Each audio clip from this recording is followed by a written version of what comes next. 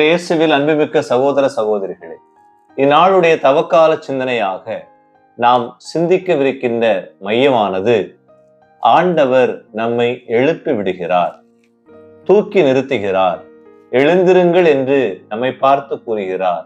எனவே இந்த நாளிலே எழுந்திருங்கள், ஆண்டவரோடு எழுந்திருப்போம் என்ற மைய சிந்தனையில் சிந்திக்க உங்களை அழைக்கின்றேன். பல நேரங்களில், பல நாட்களில், பல சூழல்களில் நாம் அனைவருமே ஏதாவது ஒரு துக்கம், ஏதாவது ஒரு துயரம், ஏதாவது ஒரு வேதனை, ஏதாவது ஒரு கஷ்டம் வந்தவுடனே நாம் ஒரு அறைக்குள்ளாக முடங்கி விடுவதும், வெளியே வராமல் வீட்டிற்குள்ளாக நம்மை அடைத்துக் கொள்வதும் நமது பழக்கங்களில் ஒன்றாக இருக்கிறது. எனவே இனி என்னால் முடியாது, நான் தோல்வி அடைந்து விட்டேன், எனக்கு வெற்றி கிடைக்கவில்லை, நான் எல்லாவற்றையும் இழந்து விட்டேன், இனி என் வாழ்வில் ஒன்றுமில்லை என்று பல நபர்கள் ஏங்குவதுண்டு, சொல்லி புலம்புவதுண்டு. அப்படிப்பட்ட மனிதர்களுக்கு கடவுள் சொல்கிறார், நான் உன்னை எழுப்பி விடுவேன், உன்னை எழுந்திருக்க செய்வேன், மீண்டுமாக உனக்கு புத்துயிர் தந்து உன்னை வழிநடத்துவேன் என்று இறைவன் சொல்லுகிறார். எனவேதான் ஆண்டவர் சொல்கிறார், மார்க்கு நற்செய்தி 10ஆம் அதிகாரம் 49வது இறைவார்த்தையில், அவர்கள் பார்வையற்ற அவரை கூப்பிட்டு துணிவுடன் எழுந்து வாரும், இயேசு உம்மை கூப்பிடுகிறார் என்று சொல்லப்படுகிறது. பார்வையற்ற மனிதன், ஆண்டவரே தாவீதின் மகனை எனக்கு இறங்கும் என்று சொன்ன உடனடியாக ஆண்டவர் அவரை அழைத்து வர சொல்கிறார். எனவே அவரோடு இருந்த மனிதர் சொல்கிறார்கள், எழுந்திரும், ஆண்டவர் உம்மை கூப்பிடுகிறார் என்று சொல்கின்றார்கள். எனவே அவன் தன் மேலுடையை தூக்கி களைந்து விட்டு துள்ளி குதித்து ஆண்டவர் திருமுன் ஓடி வருகின்றான். திருத்தூதர் பணி புத்தகம் 3ஆம் அதிகாரம் 6வது இறைவார்த்தையில் பேதுரு அவரிடம், நாசரேத்து இயேசு கிறிஸ்துவின் பெயரால் எழுந்து நடந்திடும் என்று சொல்கிறார். அழகு வாயிலில் முன்பாக முடக்குவாதமுற்ற மனிதனாக எழுந்து நடக்க முடியாமல் இருந்த அந்த மனிதனை பார்த்து இந்த பேதுரு சொல்கிறார், நான் ஆண்டவர் இயேசு கிறிஸ்துவின் பெயரால் உனக்கு சொல்கிறேன், எழுந்து நடந்திடும் என்று சொல்கிறார். எனவே எல்லாவற்றையும் இழந்த அந்த மனிதன் எழுந்து நடக்கிறான். இந்த எருசலேம் மக்கள் அனைவருமே வியப்புக்குரியவராக, இவன் எப்படி நடந்தான் என்றால் இயேசுவின் பெயரால் இவன் எழுப்பப்பட்டான் என்று மகிழ்ந்தார்கள்.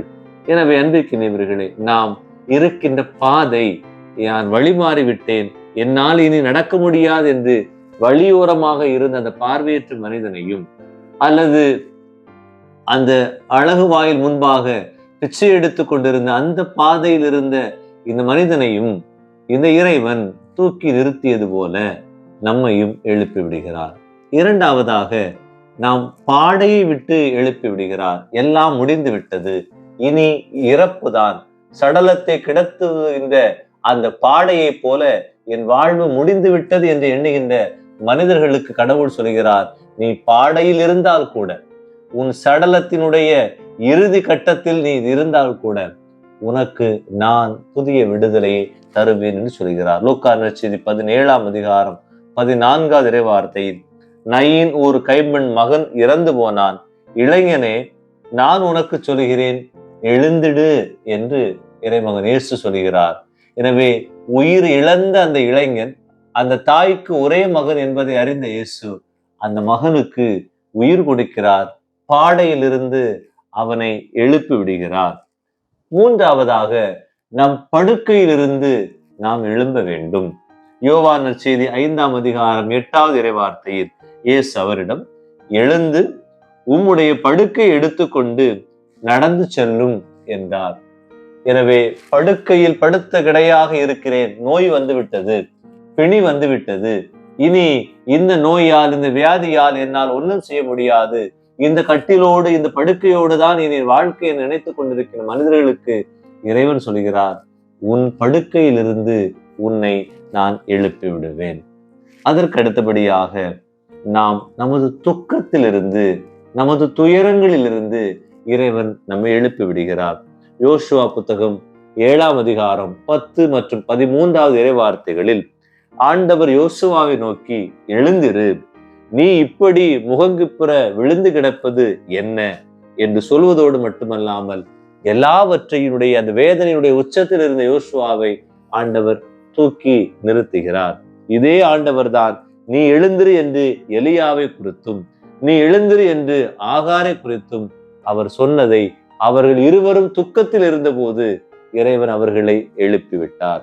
அதுக்கு அடுத்தபடியாக நாம் தூக்கத்தில் இருந்தும் எழுந்து கொள்ள வேண்டும்.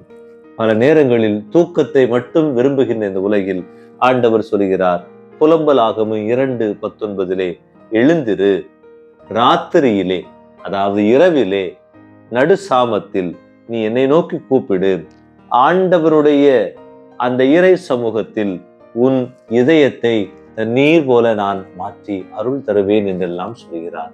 எனவே உறங்கிக் கொண்டிருக்கிற மனிதரையும் ஆண்டவர் எழுப்பி அவருக்கு ஆசிரை, அற்புதங்களை, நல் வரங்களை கொடுத்து கொண்டே இருக்கிறார். இறுதியாக தூசியிலிருந்து நம்மை எழுப்பி விடுகிறார்.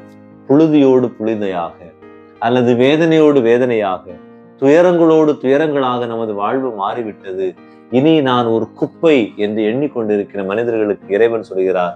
எசாயா புத்தகம் 52:2 சொல்கிறது, தூசியை உதறிவிட்டு எழுந்திரு, எருசலேமே வீற்றிரு, உன் கட்டுகளை எல்லாம் அவிழ்த்து விடு என்று இறைவன் சொல்கிறார். எனவே இந்த நாளில் பல நேரங்களில் நாம் எழுந்திருக்க தயாராக இல்லை, எழுந்திருக்க முடியவில்லை என்று இருக்கின்ற நம் ஒவ்வொருவருக்கும் இறைவன் தன் கரம் பிடித்து நம்மை வழிநடத்துகிறார். அது நம் நோய் நொடிகளாக இருக்கலாம், நமது பாதைகளாக இருக்கலாம், நமது பயணங்களாக இருக்கலாம், நமது படுக்கையாக இருக்கலாம், துன்ப துயரங்களாக இருக்கலாம். எல்லாவற்றிலும் ஆண்டவர் நம் கரத்தை பிடித்து கொண்டு நம்மை தூக்கி விடுகிறார். அவருடைய கரத்தை பற்றி நாம் இனி வழிநடக்க இந்த நாளில் வேண்டுவோம். அன்பு ஆண்டவரே, உமது பிள்ளைகளாகிய நாங்கள் உம் கரம் பிடித்து எழுந்து நடக்க, பிறரை எழுப்பிவிட அருள் தாரும். ஆமேன்.